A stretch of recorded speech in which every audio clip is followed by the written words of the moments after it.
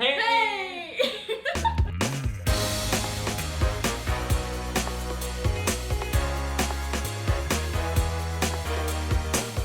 Hello! So my mic fell off my camera, so I use it now as like an actual mic. Hello, 1, 2, 3, 1, 2, 3. Okay guys, it's just gone 11:11. I've made my morning wish and now we're heading into town.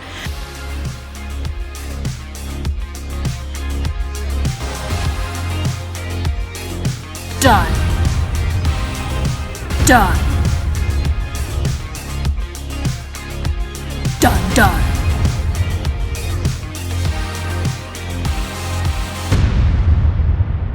I really like that sign, Genius is Born Crazy, because I relate to part of it. But right now I'm on my way to do something that I think is genius and crazy. I'm going to my good friend Ankrish's baking studio and he's going to help me make this amazing epic cake, kind of like Cake Boss. My idea for today is that I want to make a cake that is actually a 1 million subscriber play button.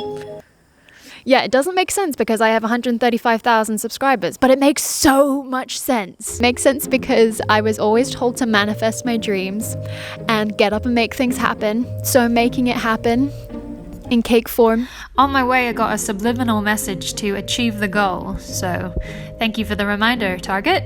And here we are at the Baking Maniac studio. Of course, I had to do a very dramatic entrance to the kitchen. Hey, that's me. But there are two way more important people in this video. This is Ankrish. He is the owner of Baking Maniac in Hong Kong, and he designs these incredible cakes. Yes, that guy's head is edible. And I was also very lucky to have my friend Samson come help me film. But he can introduce himself. Bam! What up? This is Samson's Cake Show. I baked the cake, I sliced the cake, I put the melted chocolate into this plastic that does chocolate stuff. Bam! By the way, I'm also the second cameraman, so... So let's just start from the beginning. Number 1.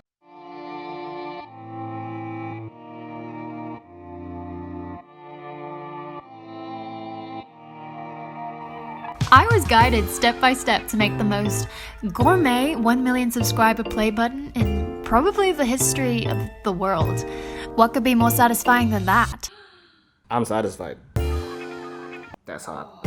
Ankrish taught me all the techniques that I needed to make this play button, and I have to say that I picked them up perfectly. So they gave this thing to Rebecca's hand, so you can just take that. And be like, oh, Rebecca's so pro.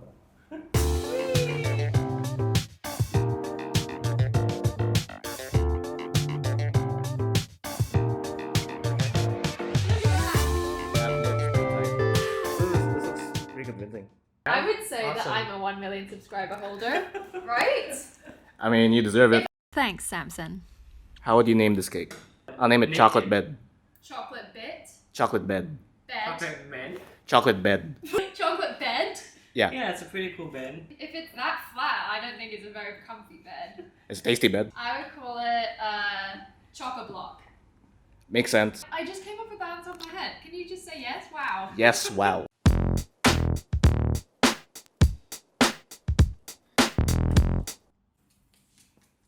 Oh yeah. I feel like my dreams are coming true. You want more gold? I don't know.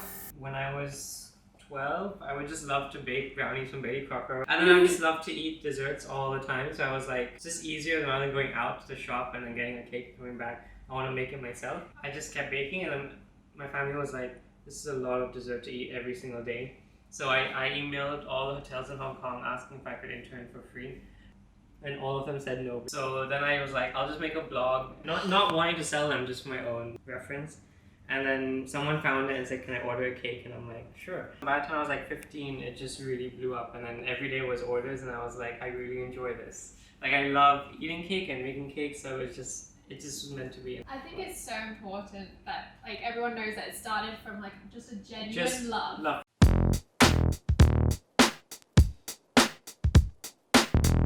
Who made this? Anchorage. Rebecca.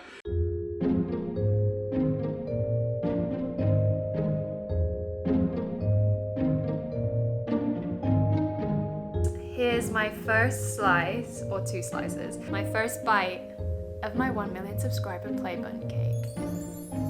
Making this cake today, it really reminded me of when I was 17. Technically, it's a completely different story. It's not about me making a cake. But I feel like the emotions or the intention behind the story is kind of similar to making this 1 million subscriber cake. We're gonna be doing a little bit of a story time. Okay, so in 2013, I dragged my whole family to London so that I could audition for X Factor. Ugh, I could have gone my whole life with only my family knowing this, and my 17-year-old self would have been mortified. But really now, the only thing that I'm actually embarrassed about is that I auditioned on the only year that Simon Cowell wasn't on the show. Yeah, I auditioned for X Factor. Didn't even make it onto the live shows, but... And I'm telling you about this because I remember when I was 17, I was so obsessed with becoming a singer and an actress, and I still am. I really, really want to be an actress, but I was like really obsessed with it, like in an irrational way. And I also didn't make any concrete steps towards my goal. I kind of just did these weird arty-farty stuff. For example, so after I auditioned for X Factor, they said that they would call us back in a few weeks if we got onto the live shows. And so I thought it might be a good idea to write a letter to the gods. It wasn't addressed to anyone, it just said hello. It said, "Hello, Rebecca wishes to become a contestant on X Factor 2013 and make it to the live shows as a solo artist or in a band. She promises to work hard and become a role model for her fans. Please give her the opportunity, it's her dream." At the end I wrote a couple hashtags. Hashtag dream, hashtag fourth, because I always had this theory that fourth was better than becoming first because first never really got any fame. It was usually the runners-up that got fame, like One Direction, they came third. Hashtag please and hashtag YOLO. I wrote this letter, I signed my name, I gave it a kiss, and then I dragged my two younger sisters, who were 9 and 12 at the time, I dragged them to the beach. I put my letter into a bottle, really thought about my wish, and then threw it off into the sea. And for some reason, I feel like this is similar to me making a 1 million subscriber cake, because it would be an absolute dream to get 1 million subscribers on YouTube. And I feel like making this cake is like manifesting my dreams. I guess I haven't really changed in any way.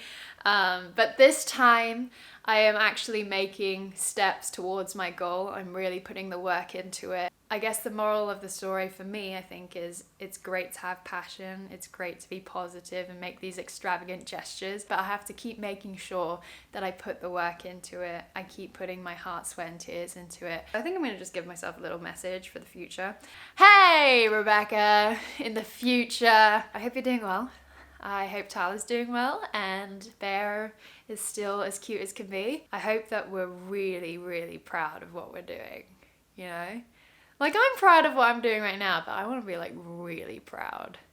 And I want to be honed in on my skills and just like really, really good at what I do. And just confident. Like, confident, knowledgeable.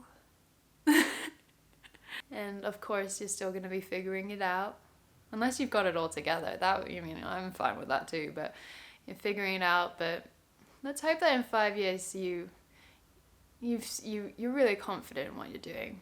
Yeah, you've really pushed to get to a really high standard, something that I wouldn't ever imagine right now. That'd be cool. Anyways, I'm gonna just finish my cake. I haven't even touched it. I'll see you later. Whoa, I'm in a new place. Wow. It's still in the same place. Am I a YouTuber? I'm here with Rebecca Long, waiting for her order. What are you getting? I think I've decided that I'm going to have the ribeye steak and prawns. And no. The ribeye steak and dumplings. Eat it. This is a practical joke. Where's Ashton? Ashton? They do it. This is we're being punked. We're being punked. Have a look at this. Look at the bowl. This is a tiny bowl, and they just did a little garnish. There's meant to be 4 pieces, and if my math serves me right, yeah, it's 6. It's 6. That means that they feel bad about something. We win.